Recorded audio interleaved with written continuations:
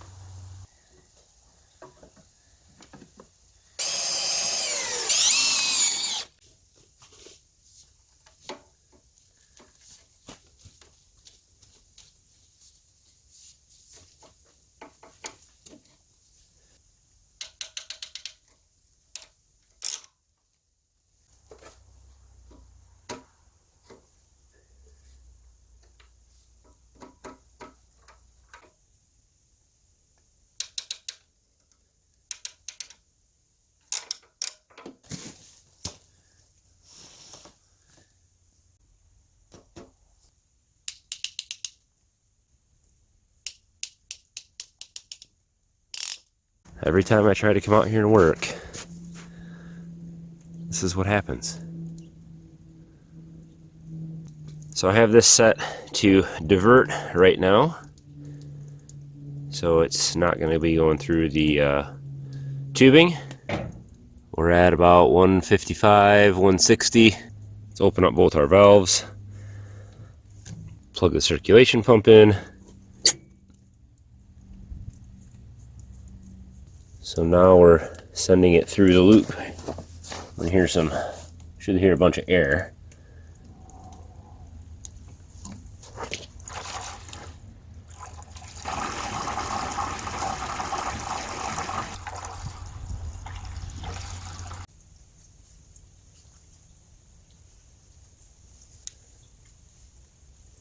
No leaks. All right, well, the boiler's running. Everything's insulated. I got all the pipes insulated all the way into here. And once they're in the greenhouse, I don't care if they obviously let off some heat in here, because it's all going in the greenhouse anyway. But basically I just attached this into the loop. So I've got the hot water coming from the boiler.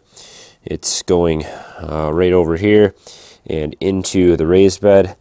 Goes through 100 feet back and forth of PEX tubing at the bottom of this raised bed, then comes out right here, and I've got a little extra. Loops over into the heater, and then back out and back to the boiler to get heated again.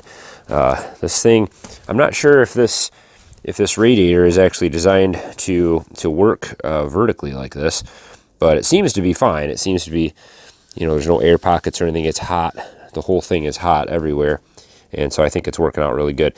The little stand here, I can move it around and just see what works best, and eventually we'll mount it permanently somewhere in here, or hang it, or something else. I also noticed that I do need to close these gaps here when I run the fan.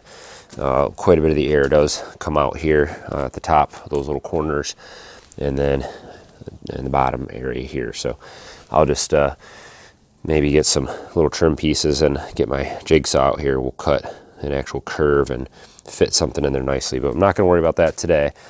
So let's fire it up.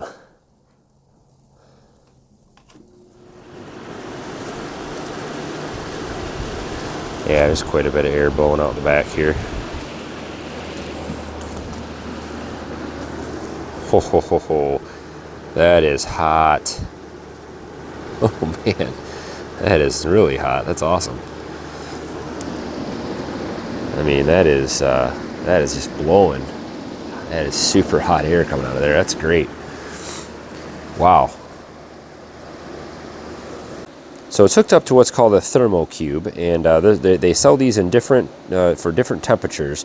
This one comes on at 35, and then I believe it'll run till it's like 40 or something like that in here, and then it will shut back off again. And I'm just going to leave it just kind of hanging here on the edge of the maple syrup evaporator for right now. I don't want it on the ground, I don't want it at the ceiling, so somewhere in the middle of the air level in here.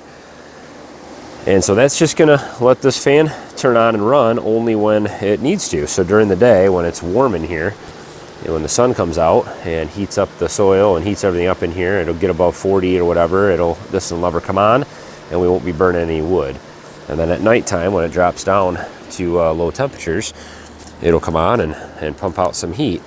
But will it be enough? So the real test is going to be to let this thing run overnight. I've got my wireless temperature sensors in here so I can monitor the temperature overnight. I think it's supposed to get down in the 20s tonight, and it's supposed to be super windy. And so we'll see. I don't know if this is going to keep up. It's an uninsulated greenhouse, and the plastic, just a thin layer of plastic. So I don't know how much wood will I have to burn to keep this, keep it above freezing in here. We're going to find out. And I will keep you guys updated as we continue this experiment. This thing is that I'm still heating the soil here, and so we'll just let that continue to run. The water is always circulating through there, whether it's calling for heat or not. And so hopefully that will help, this thermal mass help heat the greenhouse a little bit overnight. And then this will only kick on when it needs to. With this thing running all the time, I do know I probably will go through a decent amount of wood, but we'll see. I think one of the things I've noticed here, there's still snow just under the surface, and it seems like most of those big hunks of ice that I put in there, those have not even thawed out after a few days of running this thing. So what I think may happen is the soil might also be the straw and other things I put down there. There's probably a lot of air gaps and other things down at the bottom, and so I'm going to soak this whole thing with water today and just let it get really wet. Hopefully that'll help transfer the heat throughout the soil. And maybe that will help kind of speed up the melting process and heat this thing up a little bit better. And we may just have to build some hoops over this to make it a smaller heated raised bed. I always leave this hose in here, just laying out in the sun, so it's always thawed out so I can use it. I need this to fill the boiler up with water every few days because it steams off a lot, and we'll use it to water in here, and I'll use it to clean the evaporator out. So I need to have a thawed out hose. It's hard to do in the winter out here.